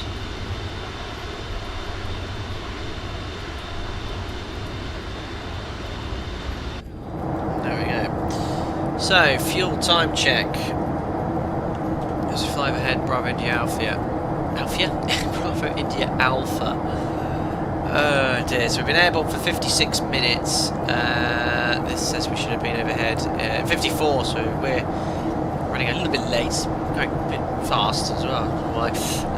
Should have burned 7178, so fuel flow, here it is in pounds. Well, it's about 4,000 pounds an engine, so 4,000 times 4 is going to be 16, divided by 2.2.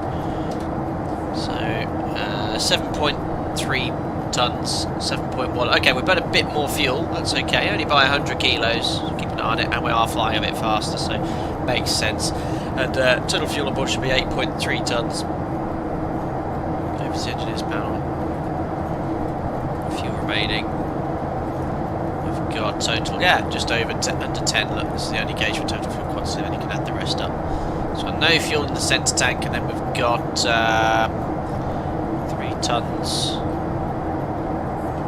No, only 1,200 here, my goodness. So the fuel tanks are not kept full per engine. Interesting. Well, as long as the engine is managing it and they don't flame out, I'm happy. Oh, is that India's capital? Really? That's not poor knowledge on my behalf. I didn't realise we're flying over the capital of India. Bengaluru is the capital. Where is it? Off to my left, there it is.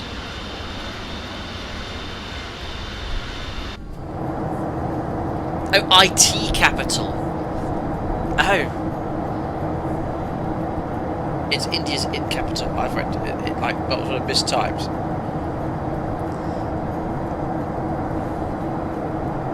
So when you say IT capital, is that where all the scam calls come from?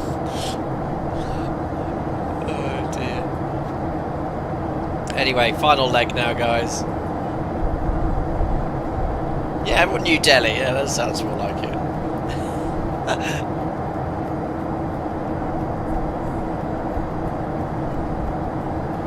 Right then, let's start talking about our descent as we're on the final leg, and we're going to maintain this entire leg, which intercepts the DME arc nicely. This airway to Mangalore here, it's this airway here, 266. You can see there is the track, 266 there.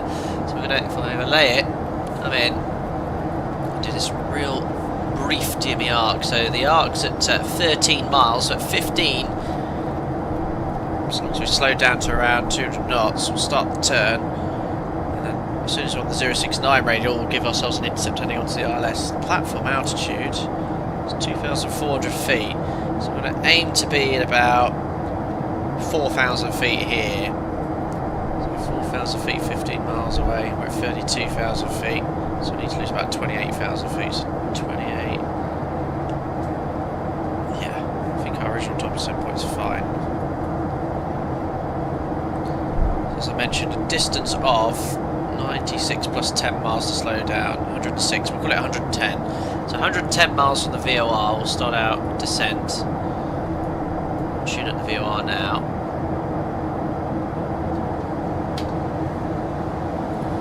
So 114.2, we'll have the well, you can't put the ILS on standby, unfortunately. I'll have to change it later really quickly. Workload will be so high. 114.2. 114.2. Yeah, I'll get nice and low, nice and early, but we've just got to be careful of that terrain. The airway actually seems to keep us away from that terrain. Yeah, so it's actually coming in the other direction, it's a little bit more dangerous. Yeah, 7,000 feet, then you've got to step down to 2,400. Here we should be okay actually. So we'll step down to 4,000 feet nice and early. And then if we have to maintain 4,000 feet for a short while, so be it. I've got the INS to assist us with time to the VOR as well. So 15 minutes at the moment as the crow flies. So yeah, looking good. Distance is coming up there. It's just picked up the VOR now, look. 128 miles to run. So yeah, what else can I set? Not much really, I've got to be careful. So we're going to switch to conventional navigation now. So I'm just getting rid of the charts. I'm just going to update the heading bug. So what we'll do is do this. I'm going to engage heading select on the autopilot. So mode select heading, and the flight directors might do a little jink there. That was okay. Turn off INS navigation, so switch us to nav. There we are, course is alive, so you can just change your radial look and it'll give you a fly left, fly right indication. So we want to be on the 266 radial, and now I'll engage nav. And now we're following the radial, so back to nav.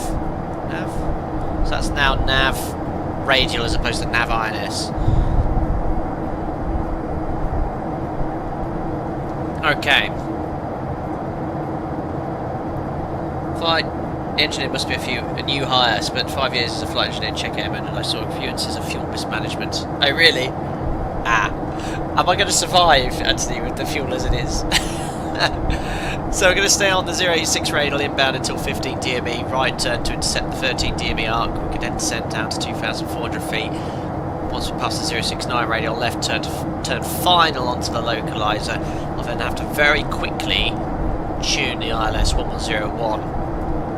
Well actually I can do that during the arc because I can follow then the DME2 distance, and I have an ADF here pointing towards the VOR, and that will help with the turn. So all I need for the DME arc is this and the distance to fly accurately. So we'll initially step down to 4,000 feet and we can start that top of descent at 110 miles, which is pretty much now. Based off Anthony telling me it's very slippy, I'd rather just do a nice efficient descent early. Alright then, so frequencies, courses, minimums is the only thing I need to set. It's 520 feet, 210 feet above the ground, so I'll set the radio altimeter to 10 just to get a minimum score.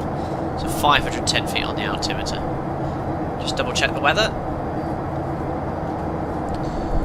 2606, 6,000 meters, few clouds, temperature 28, altimeter is 1010. Alright, down we go then guys. So what we'll do, temporarily, actually no, we'll set 4,000 feet straight away.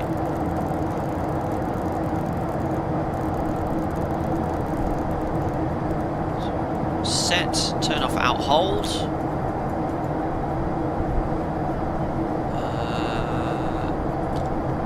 No, that's the whole autopilot, you prat.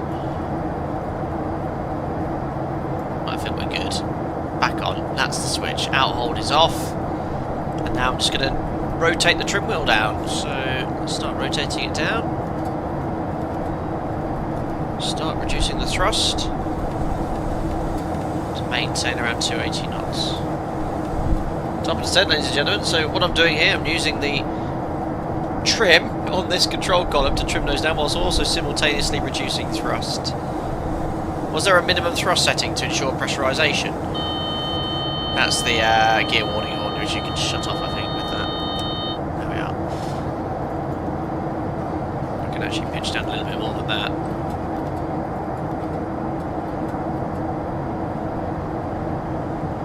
Cool. Alright. So, gosh, that's actually not a slip. Actually, it made me think it was really slippy. I'm managing to do 3,000 feet of idle thrust and it's still slowing down. And I've got quite a lot of parasitic drag. Oh, where's the flight director going?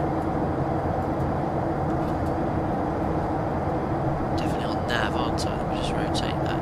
Ah, no, I'm on man. That's why. Back to nav. Turn off. Yeah, the pitch command, you're not using altitude hold anymore, so you'd set your pitch command to your target altitude. Is the autopilot definitely on? Oh yeah, I remember the flight. Yeah, the flight director. I need to change to. Who's on? Forelock, maybe. That's why I hate it. It is correctly following the HSI and the course, but the flight director command seems to be a bit off what I want. So nav, maybe. Got it onto nav. Do I want to be on... hold on, do I need to be on lock VOR to follow a radial? That's my question. Let me just change the course, see what happens. Yeah, I'm on the wrong mode. I want to be on lock VOR, don't I? There we go. Now I'm actually following the radial. Yeah, look, you can see if I change it, look, it's turning right and left, perfect. So 266. And then we want the... flight director command on Vorlock as well. Now it's going to command what it is. Great. Now this rate of descent is quite significant. I thought it was going to be worse than that. Yeah, Vorlock for tracking radial. Of course. Nav was INS. I should have known that. We're on the descent checklist and we'll just do the landing performance. So obviously this aircraft is incredible. We're really impressed. The only thing I'm questioning is the climb performance with the thrust on full power. And another thing I've noticed, which I'll highlight now, is on landing, the reverse thrust and speed brake, it decelerates with no wheel brakes incredibly quickly. I didn't need to brake on my test sector at all, so I think that just needs turning down a bit, those engines. Right, descent prep, let's run the checklist. Descent preparation checklist. Air compressors. Started. Fuel crossfeed selectors. Closed. Center fuel boost pumps. Set to off. Descent preparation checklist. Completed.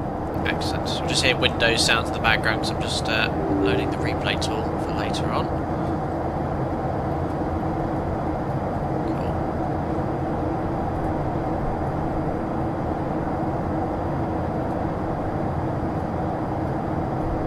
Okie dokie, so looking good. Time to the waypoint 10 minutes. We're descending at 3,000 feet per minute, but I'm passing 20,000 feet. I'm going to be low too early here. Anthony, you scared me. It was going to be descending really fast. Descent and approach later on to get sort of below 10,000 feet.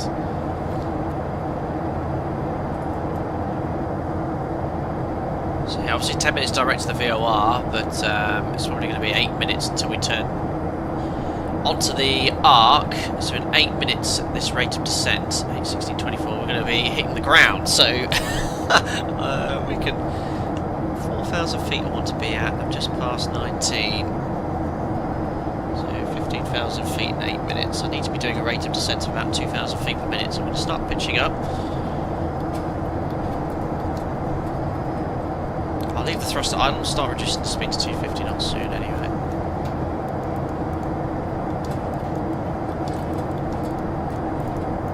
I was very conservative at the top descent point as well, to be fair. Hello Bradley, nice surprise to see me streaming at this time. Yes, here we are in India. We've just started our descent into Mangalore on the Air India 707. I have to say this is one of the most impressive add-ons I've flown for quite some time. Well, not quite some time, I've flown some excellent add-ons, but this has pleasantly surprised me.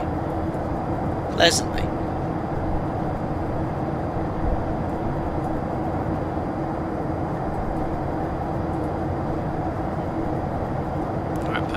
passing flight level 60. 2,000 feet per minute is a good rate of descent to have. So what I'm actually going to do on box 2 is when we'll start the VOR for now, but we'll switch to the ILS once we start the arc, because it's going to be such a short turn around the arc. Look, basically, it's going to be about 3 minutes. I've not done any test section on this, by the way, on the approach.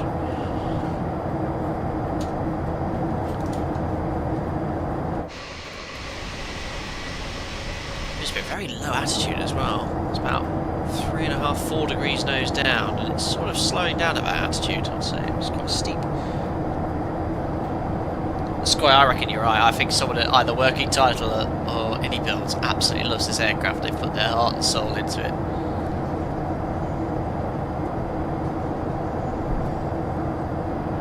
Perfect. Alright, passing flight level 150. Just make sure the seatbelt sign's on. It is.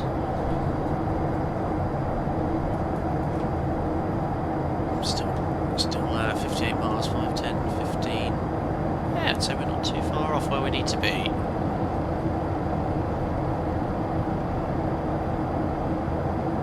Scary amount of rivets in the windscreen. Yes, they're all hard hidden now on our 7.3s behind some sort of trim.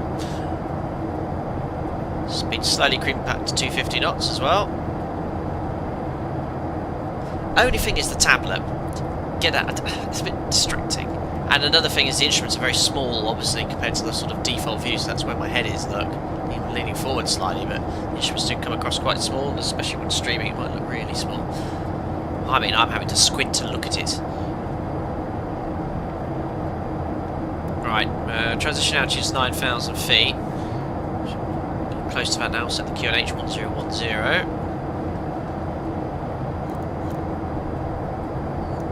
010 is set, passing 12,500, set to 4,000 feet, and that's also set here.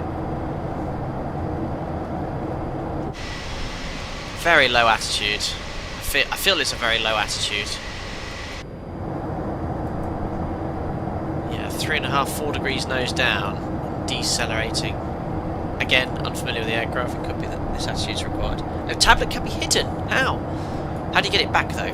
Oh, I missed the click spot for that.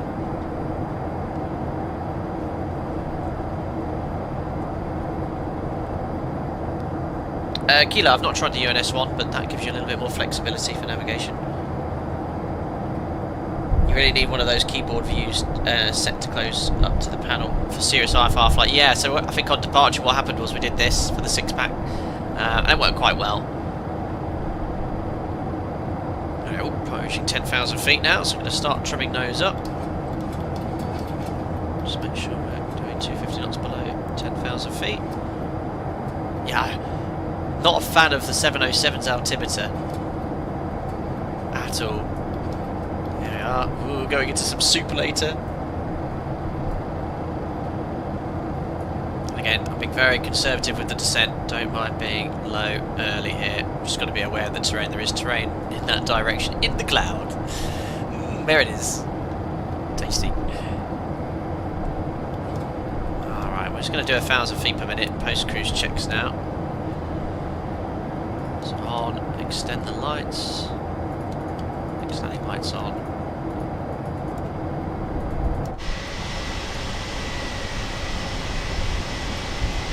Amazing, and now we can turn that motor off.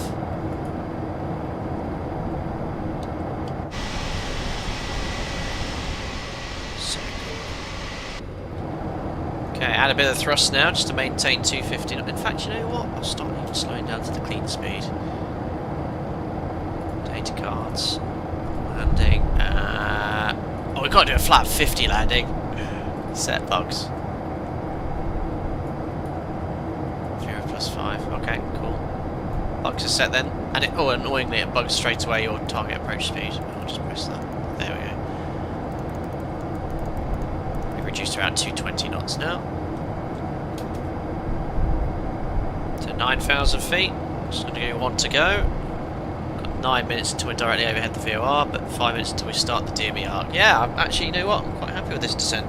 Interesting weather radar, I know. It looks like something from a submarine. A few things painting there, but probably terrain. Oh, wish me luck, guys. I love this sort of flying, though. That altimeter was responsible for a few CFIT events. Oh, did you was it retrofitted with a more sort of, we'd call today, conventional altimeter? Yeah, not a fan of it at all. It's cool that it's modelled.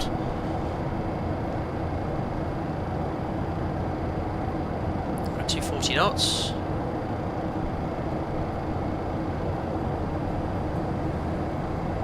DME 37 miles. I know what you're right, I do need to save a view for. I don't have enough buttons though.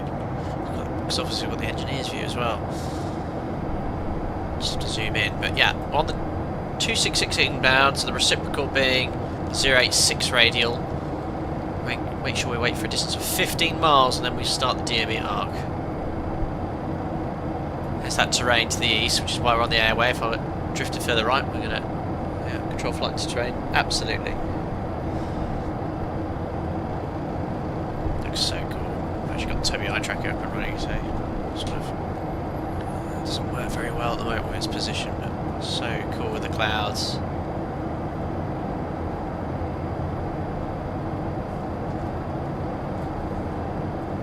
Awesome. Very dramatic landscape. This could go horribly wrong. It's the soup we go.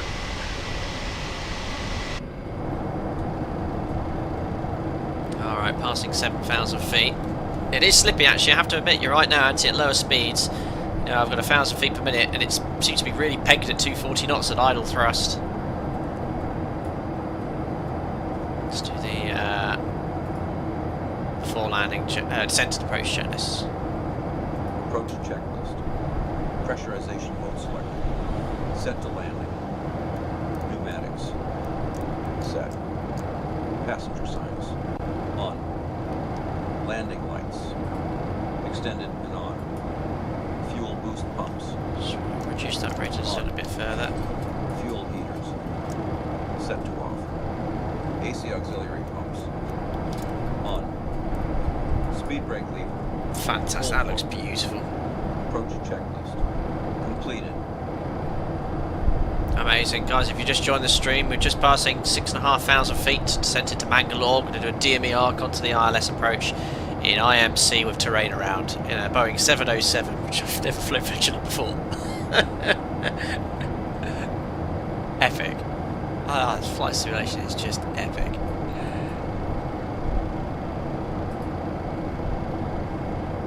Oh, this descent's gone really nicely. You know what? I didn't do a full test sector. Maybe that's the key thing. Don't do test sectors. Oh, there's India below.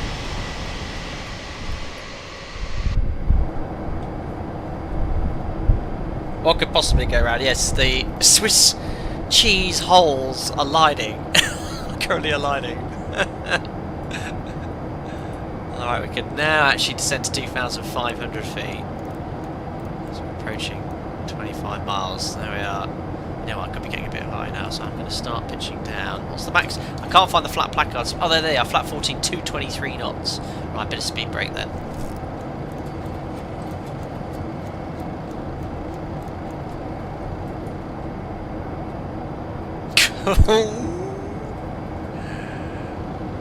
Pitch down a little bit more. 220 knots, set flaps 14. Okay, speed checked, flaps 14. I'm going to bring that speed nice and low, nice and low. Ooh, bit of a balloon from the flaps, it's levelling off there. So I've just used the pitch reel to trim those down a bit more.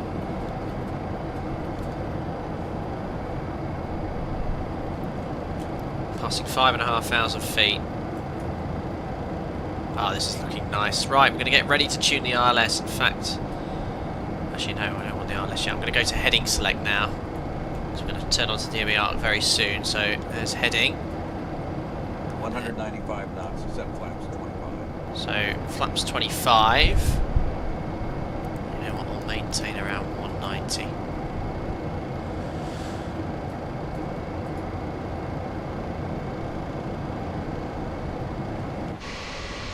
Those speed brakes, they are insane, but yeah, it is slippy. Whoa, they're crazy.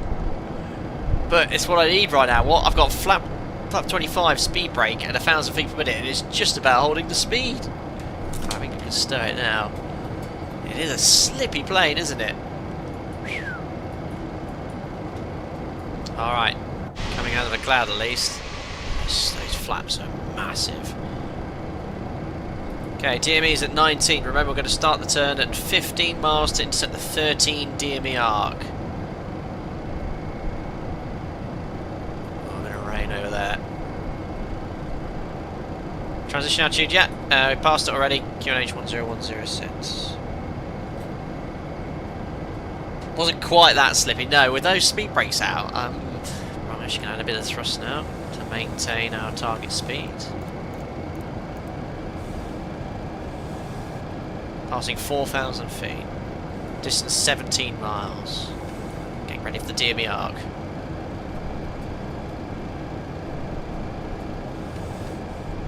A fantastic add-on. I think this might be one of my new favourites.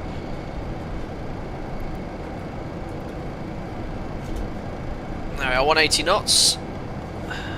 Nice speed. 16 miles. Getting ready for the turn onto the DME arc. Chart up, there we are. 15 miles. Was that a flash of lightning? Wonderful. 15 miles. 1 to go. We'll level off at 2,500 feet. Let's go. Just do a bit more CDA checked.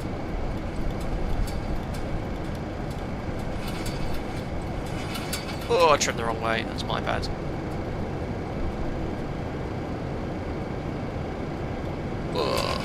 Whoa, the trim's really sensitive. Is that because I'm in the turn? I turned a bit early, look.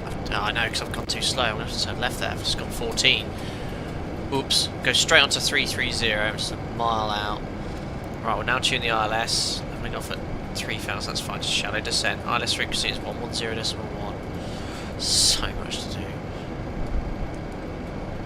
Yeah, because I was going slower, it's basically, I've turned too early, so if I look at the arc, yeah, there you go, I'm outside, whoops, big turn then, 20 degrees I think. Good job it's not my actual IR. Anyway, I need to set the course for the ILS now, 240. Speed, don't want to go that slow yet. So 240 final approach course. ILS is active, 110.1. Oh, I hope it's... Ah! Ah, there we are. Picked it up. Don't climb. Descend, descend. Descend. Pitch down. Why is it not trimming? There we go. Okay, 069 radial. Where's that needle? Yeah, 069 now. Let's turn final. Give myself an intercept heading. 270. We're below the glide slope, that's the main thing. And we'll just keep descending. God. Oh, it's gone so dark outside.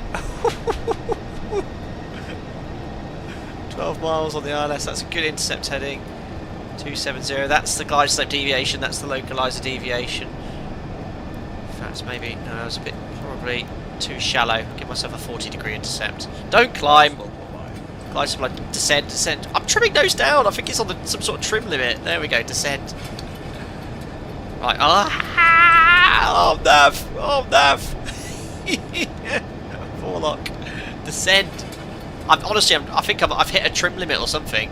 It's lightning going off. Oh my god, now it's going. Oh, I got heavy rain.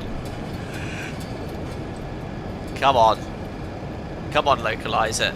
Please be working. I didn't actually check this. Oh, I got my speed. Localizer alive. Localizer live and it's turning. Checked. I'm in glide slope before I forget. This is hard. Really hard. Don't climb. Honestly, I think the trim's at some sort of weird limit here. I've got speed brake extended. I've got glide slope armed, yes. Come on, capture, please capture. No funny business. Oh, did I arm it? Glide slope auto. Ah! Just caught. Yes, I just caught it. Missed approach altitude 2,000 feet. So I've got lighting, I've got terrain, dropping the gear. Oh, this is quick. 200 knots at 7 miles. It's still achievable. Bit of drag. Alright, before landing checklist. Come on. Before landing checklist. Come on, slow down. I think the drag's broken. Look, doing 1,000 feet per minute, I've got gear down, flaps and speed brake, and it's not slowing down. not convinced the drag model's right. Is on. And it's not capturing the glide slope. Don't do what I'm doing and disconnect everything and fly manually. Set. Before landing checklist. Completed. I'm not convinced by the flap drag model. That ain't quite right. No, look, I've got a full flap. I've got a full flat speed braking gear and I'm doing 1,000 feet per minute and it ain't slowing down. Right, capture the glide slope, capture the localizer. We'll try. Where's the wiper? Trees. It ain't slowing down at all. Localizer says fly right. Right, my vertical path is good. Nah, it's too slippery. That's insane. I've got a speed brake out, gear and full flap, and it's not slowing down at all. I can't see any airport or runway. What have I lined up with? That's insane. Checked. I am on an ILS, aren't I? Glide slope saying fly down. Nah, the flat drag. Where am I? Glide slope fly down, fly right. Really? What's it lined up with? An ancient. 1,000 feet. Checked. Terrain. Terrain. No, I can see the runway ahead. The light. Terrain. I can see the runway. Oh my days. Better start the replay tool. Oh no, I haven't got time because I've got to activate something in the background. Unbelievable. Oh, well, I'm adding thrust instinctively, but I'm going way too... The speed model... Right, this add-on must be great, but the drag model is just completely broken. Terrain. Yeah, all good. Come on, speed, get me back. 3 rows, right? Yeah, correcting. It's too busy fiddling with the tablet. No, but I'm speed on speed. Minimum. Continue. All good here. I'm trying to turn the wipers off. 30. 20. Glide slope aligned. 10. Hold it off. Reverse. Yeah, done. We're down. Spoilers up. Amazing. Right, that's another thing. Like, no brakes. No wheel brakes at all. Dear me. No wheel brakes, and I'm coming to a stop. Ladies and gentlemen, welcome to Mangalore. Well, there you go. That was eventful. The flat drag model is broken, guys. I had full... Let me just show you the configuration. I had gear, full flap, and look at those flaps. And this, full speed brake, which is almost 90 degrees. And I was doing 1,000 feet per minute, and it was not slowing down. I'm not convinced that's accurate. Look, an incredible add-on nonetheless. They've done a great job, but they need to look at the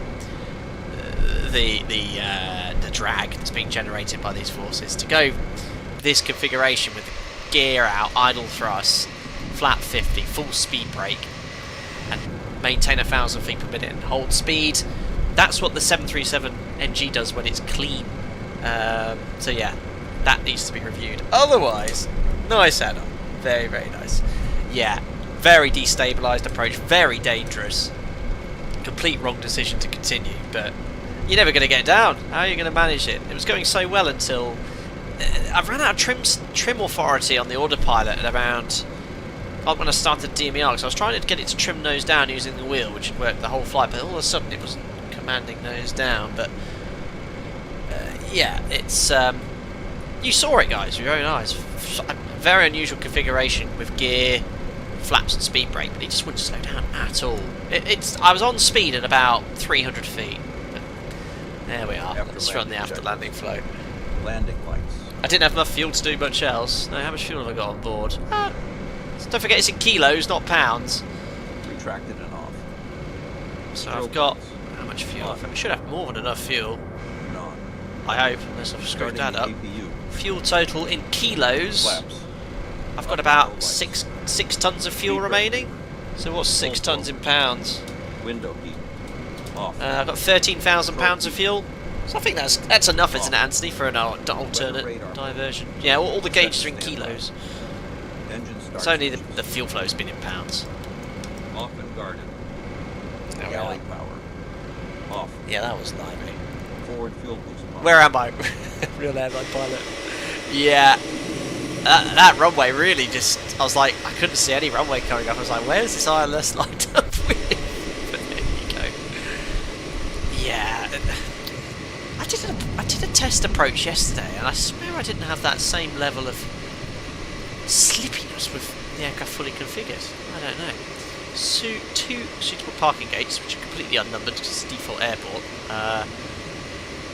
Just walk me there. Request progressive taxi. Roger. Oh, there we are.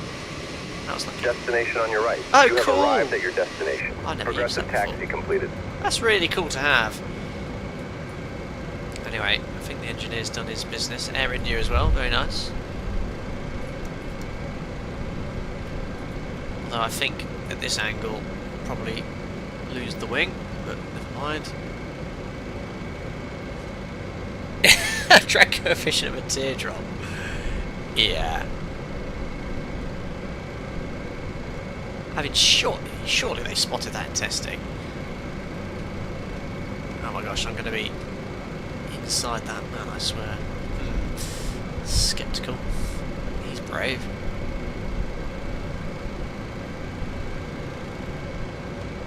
That'll do. Right. Parking brake is set. We can now do the shutdown flow. Thanks, engineer. I'm still shaking. Shutdown checklist. Air conditioning. Ah. Turned off. What a flight that was Engine been. two, Very, turbo very thrust. dramatic. I didn't, unfortunately, Wing get the replay tool started because off. the flight control replay tool requires you to open a file and do other things. Off. Oh, bit of a pain, you can't just start it. Off. He's going to shut the Weather engines radar down. mode. Off. Essential power selector. Set to AP. I think it... Engine start There we lights. are. Perfect. Taxi lights. There we are. We'll let the engineer finish doing his job. Ladies and gentlemen, welcome to Mangalore, the Air India 707. We survived. That's the main thing. That was very interesting. I don't think it uses the default air pressures, does it? Wow, that was very interesting indeed, and dubious with the flap and drag model I am now. Yeah, that would explain a lot on departure as well. So, listen, get the Indian music going on. I'll turn this down a little bit in the background because it's a little distracting. Fantastic add-on, really. I have to say, the systems modelling, I don't know anything about the systems of this aircraft, but the engineer is busy plugging away back there, doing certain things. It was really, really impressive to see all that modelling. What an improvement over the previous version. For the price point of $15, an amazing purchase. But there's clearly something wrong with the flap drag model. So we turned... I need to replay the stream, obviously, to get the exact details, but we turned final onto the ILS around 10 miles. And I think we're doing about 210, 220 knots below the glide slope. Dropped the flaps to 22, whatever the setting was, and it wasn't slowing down, so I dropped the gear.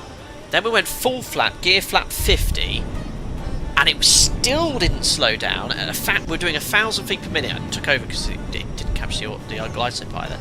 So I was on the glide slope, maintaining the glide slope all the way down with gear down, flat 50 speed brake, and it took from 8 miles to 300 feet above the ground to get onto target speed. I can guarantee you, with that gear down and that huge speed brake and that huge trailing edge flap, it would not slow down.